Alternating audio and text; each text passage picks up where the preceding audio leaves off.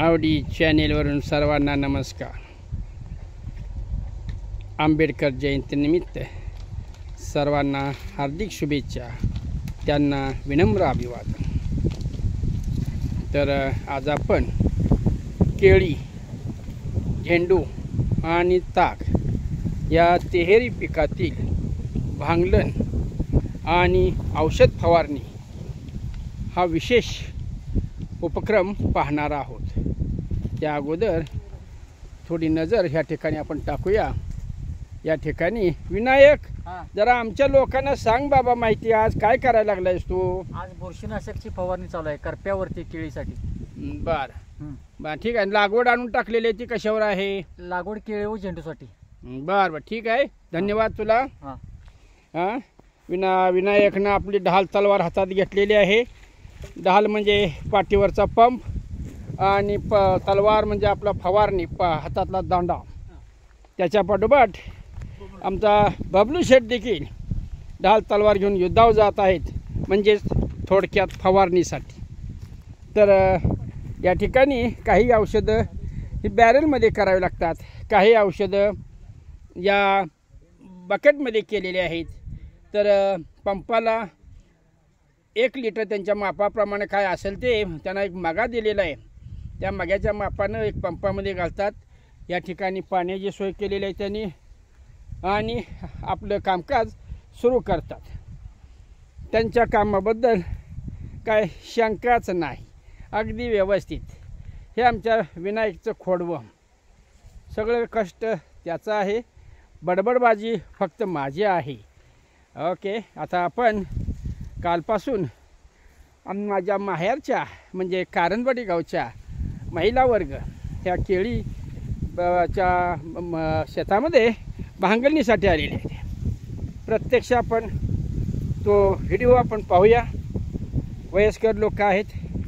एक विशेष म्हणजे या केळी पिकाला यमशीवाली स्त्री चालत नाही, हे याचं प्रमुख कारण आहे. जर का तशी जर का एखादी स्त्री आली तर केळी पिकाला मार बसतो. अशी काही ठराविक पिकं आहेत की त्या ठिकाणी यमशीची स्त्री चालत नाही. तिनं विश्रांती घेऊनच पुन्हा पुट्ट्यामध्ये मिसळायचं असते.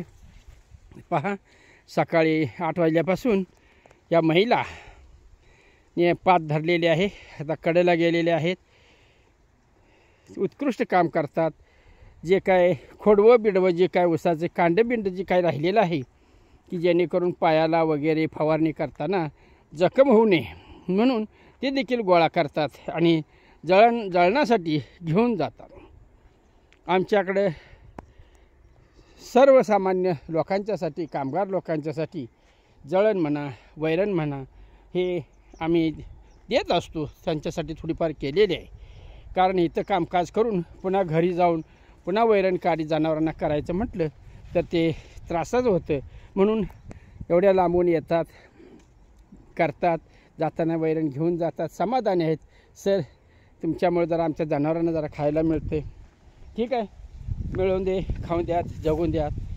थोडाफार त्यांचं बी सुख दुःख आपण हलकं करण्याचा प्रयत्न करतो आहे. तर या ठिकाणी आता ह्या भांगणीमुळे स्वच्छ रान तुम्हाला दिसत आहे. केळीला तागाची सावली झालेली आहे, त्यामुळं केळी व्यवस्थित येत आहे. ठीक आहे, भांगणीसाठी आपण केळीचं पाणी थोडं कमी केलेलं आहे. झेंडू देखील चांगल्या प्रकारे जगलेला आहे. तर कीटकनाशकची फवारणी विनायक घेत आहे. लागवडी आणलेला आहे. करपा विरपा तज्ञ आहे त्याच्यातला तो, त्यामुळं त्याला काही सांगायची गरज नाही.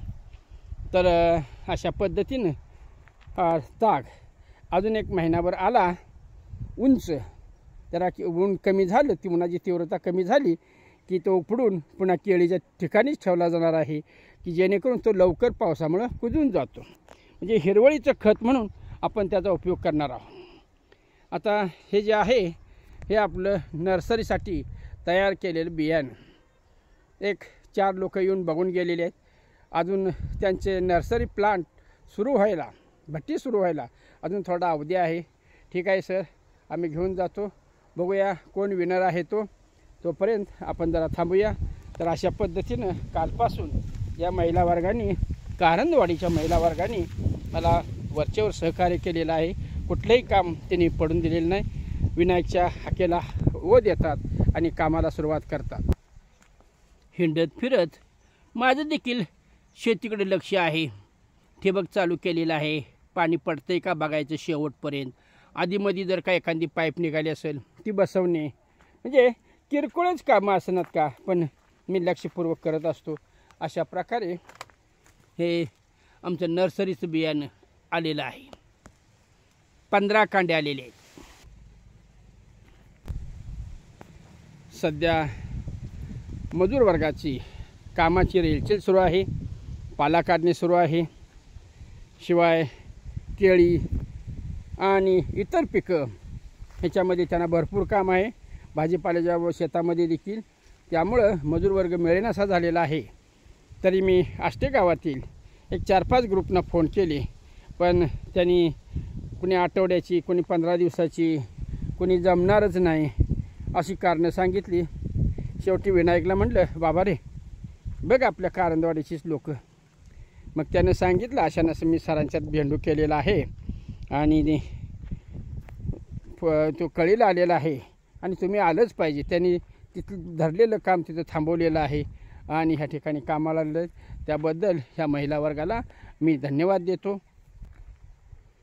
अशा प्रकारे टेम्परेचर वाढल्यामुळं या केळी पिकावर तांबूस रंगाची डाग किंवा तांबूस रंगाचं पान दिसत आहे. याला करपा म्हणतात. त्यासाठी खास फवारणी विनायकनं आमच्या घेतलेली आहे. तर अशा प्रकारे जवळजवळ हे करप्या रोगाचं लक्षण दिसत आहे.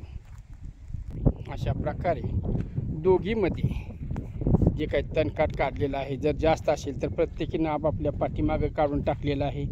जाता जाता हाताला पायाला जखम होणे म्हणून हे खोडवं देखील कांड्या जे राहिलेले आहेत त्या गोळा करायचं काम त्यांनी केलेलं आहे. त्याबद्दल धन्यवाद.